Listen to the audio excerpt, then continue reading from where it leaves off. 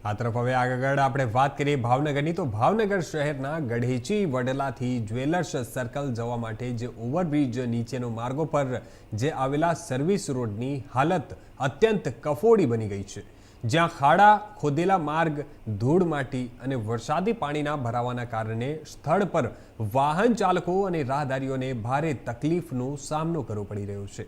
જ્યારે રોજિંદા શાળા જીવન, ઓફિસ સમય તેમજ વ્યાપારી પરિવહન માટે ઉપયોગમાં લેવાતા આ માર્ગ ગમે ત્યારે અકસ્માત સર્જાવાની ભીતિ વધતી જઈ રહી છે।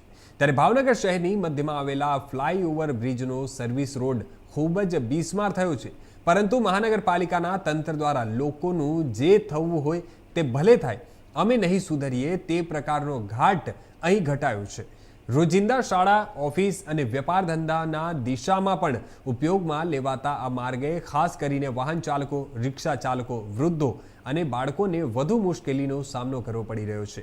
ત્યારે માર્ગ પરની હાલત અકસ્માતોનું જોખમ વધારી રહી છે। આ તરફ આપણે જણાવી દઈએ કે સ્થાનિક દ્વારા અનેકવાર રજૂઆત કરવા છતાં પણ રોડનું મુહૂર્ત નથી આવ્યું અને જેના કારણે આ રોડ પરથી પસાર થતા વાહન ચાલકો ભયનો સામનો કરી રહ્યા છે। मनोहर सिंह गोहिल लालभा, प्रमुख भावनगर शहर कांग्रेस। आ गढेची वडला विस्तार है। आखा भावनगर समग्र भावनगर में दरेक जगह रोड ना प्रॉब्लम है। प्री मोन्सून कामगीरी नामे करोड़ों रूपिया हवाला पड़े है, करोड़ों रूपिया बिल उधाराय है, पण एना प्री मोन्सून नी तमे हालत जोवो एना नामे जीरो है। तमे आ ओवरब्रिज नी वात करो के जे 2 वर्ष 2.5 वर्ष में बनवानो हतो, एनो आज समयगाळो थई गयो 5 वर्षनो, छतां हजी ओवरब्रिज तो बन्यो नथी पूरे संपूर्ण रीते। पण ओवरब्रिज ना सर्विस रोड पण आ लोको सरखी रीते बनावी सकता नथी। सर्विस रोड नी हालत जोवो तमे, 2 दिवस पहेलाना वरसाद नहीं तमे हालत जोवो सर्विस रोड नी, तो आखो रोड खोदाई गयो छे। तो आटलो बधो आ पब्लिक ना पैसानो धुमाडो शुं काम करो छो? आटलो बधो भ्रष्टाचार होय, आ जनताना पैसा छे, जनताना पैसानो भ्रष्टाचार करी अने जनताने तमे सगवडता पूरी नथी आपी सकता।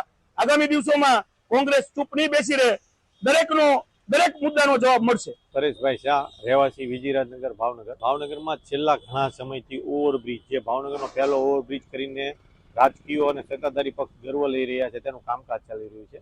તેનું કામકાજ એટલું બધું લો ગતિ હતું કે પબ્લિક ન છૂટકે ઘણી બધી હેરાન થઈ રહી।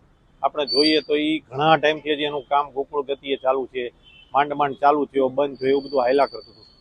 એની જગ્યાએ આપણે જોઈએ તો નીચેનો રસ્તો પણ કોઈ વૈકલ્પિક રીતે એને કોઈ ડાયવર્ઝન નહોતા આપવા, એને કારણે પબ્લિક બહુ હેરાન થઈ રહી છે। 3-3, 4-4 કિલોમીટર ફરી છે। રોજ સવારે 50,000થી વધુ રત્ન કલાકારો આજુબાજુના ગામડામાંથી આ વિસ્તારમાં કામે આવે છે।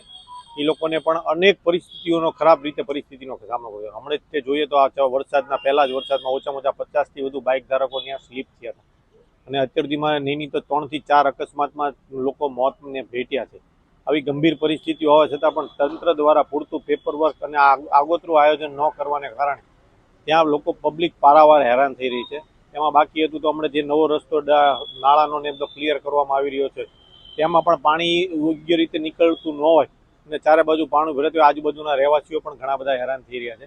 તંત્રએ તાત્કાલિક ચોમાસું પૂરેપૂરું બેસે એ પહેલાં આ અંગે યોગ્ય કરી, યોગ્ય ડાયવર્ઝનો આપી, યોગ્ય તંત્ર તકેદારીઓ રાખી અને લોકોની સુવિધા માટે વધારે